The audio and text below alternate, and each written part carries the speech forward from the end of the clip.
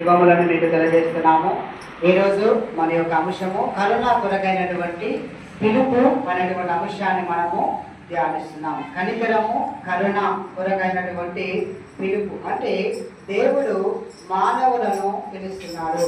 అయితే ఒక్కొక్కరిని ఒక్కొక్క ఉద్దేశం మేరకు, ఒక్కొక్క తలాంపు మేరకు దేవుడు ఒక్కొక్కరిని ఒక్కొక్క విధంగా పిలుస్తూ ఉంటాడు. కాబట్టి ఆ పిలుపులో ఒక్కొక్కరు ఒక విధమైనటువంటి పరిచర్య పని చేస్తూ ఉంటారు. దేవుడు పిలిచాడంటే వారికి బాధ్యతలు అప్పగిస్తాడు. అందుకే ఈ లోకంలో ఒక్కొక్కరు ఒక విధమైనటువంటి పనిలో వృత్తిలో వారు ఉన్నట్లుగా మనము చూస్తున్నాము. నిర్గమకాండము 33వ అధ్యాయము 19 మనం చూసి అక్కడ అంటూ ఉన్నాడు, కరుణ, నేను ఎవరిని కనికరించేదనో వారిని నేను కనికరించేదను, నేను ఎవరిని కనికరించకుండా ఉండేదనో వారిని కనికరించకుండా ఉంటాను అని చెప్పేసి అక్కడ మనకి జ్ఞాపకం చేస్తున్నాడు. 103వ కీర్తన 4వ వచనాన్ని మనం చూస్తే, సమాధిలో నుండి నీ ప్రాణమును ఆయన విమోచించుచున్నాడు, కరుణ కటాక్షములను నీ మీద ఉంచి ఉన్నాడు అని చెప్పేసి జ్ఞాపకం చేస్తున్నాడు. అంటే దేవుడు ఎలా ఉన్నాడు? కరుణామయుడుగా ఉన్నాడు. కరుణామయుడు అనే సినిమా కూడా రావడము మనము చూసాము. కోట్ల మంది ప్రజలు కూడా చూశారు.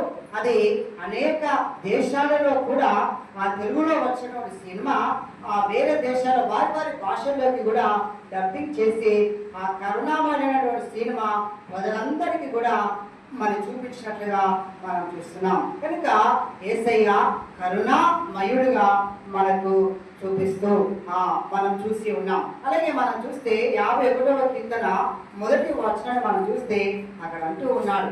51వ కీర్తన 1వ వచనం, దేవా నీ కృప చొప్పున నన్ను కరుణించము, నీ వాత్సల్య బాహుల్యము చొప్పున నా అతిక్రమములను తుడిచివేయమంటున్నాడు. ఇదిగో దేవా నీ కృప చొప్పున నీ కనికరము నాకు దయచేయము అని చెప్పేసి అక్కడ ఆ ప్రార్థన చేయడము, మనం దేవునికి మొరపెట్టుకోవడము అక్కడ మనం చూస్తున్నాం. దావీదు దేవుని యొక్క కనికరాన్ని పొందుకున్నాడు. కనుక మనం చూసినట్లయితే మనం సువార్త పాఠం చదవగా మనం అక్కడ విని ఉన్నాం. మార్కు సువార్త 1వ అధ్యాయము 40 నుండి 45 వచనాల వరకు మనం చూస్తే అక్కడ కుష్ఠరోగి మనకు కనబడుతున్నాడు. ఈ కుష్ఠరోగము వచ్చింది అంటే ఆ పాత నిబంధనలో ఆ రోజులలో ఏదో పాపము చేస్తే ఈ వ్యాధి వచ్చింది అనేవాళ్ళు.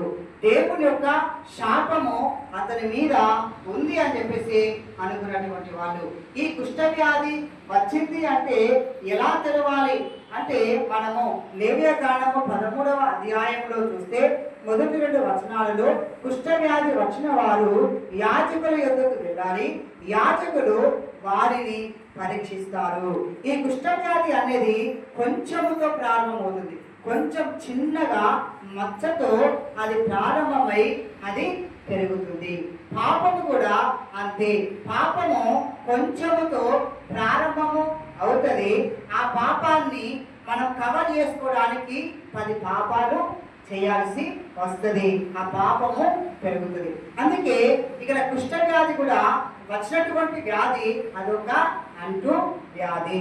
ఆ వ్యాధి వచ్చిన వారిని అసహించుకుంటారు, అతన్ని వెలివేస్తారు, ఊరి బయట ఉంచుతారు, అతని యొక్క వస్త్రాలు అతనికి సరిగా ఉండవు, అనారోగ్యంగా ఆయన ఉంటాడు, ఒంటరితనాన్ని ఆయన ఆ జీవితాన్ని జీవిస్తాడు, ఇతరుల యొక్క కనికరం కొరకు ఎదురు చూస్తాడు. అంటే బయట ఉంటాడు కనుక ఆ ఇంటి వాళ్ళు వచ్చి ఎప్పుడో దూరంగా ఆయనకు ఆహార పదార్థాలు దూరాన పెట్టి వాళ్ళు వెళ్ళిపోయేవాళ్ళు. ఎవరు నాకు ఆహారం ఇస్తారా, ఎవరు నాకు నీళ్ళు ఇస్తారా అని ఇతరుల యొక్క కనికరం కొరకు ఆయన ఎదురు చూసినటువంటి వ్యక్తిగా మనకు అక్కడ కనబడుతూ ఉన్నాడు.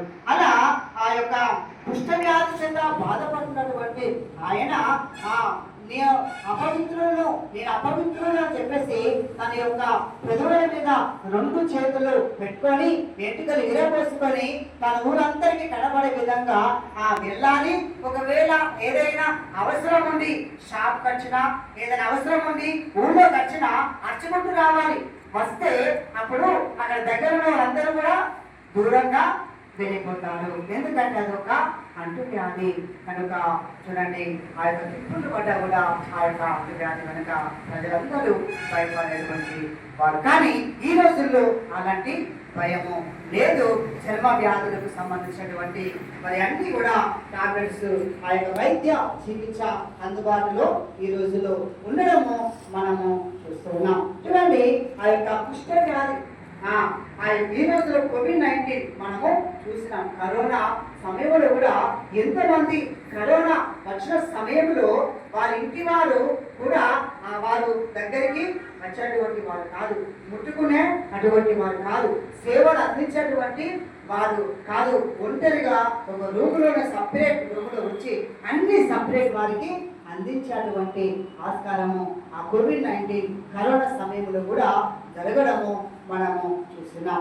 ఇలాంటి కుష్ఠ వ్యాధి చేత బాధపడుతున్న ఒక వ్యక్తి యేసు ప్రభు దగ్గరికి వచ్చాడు.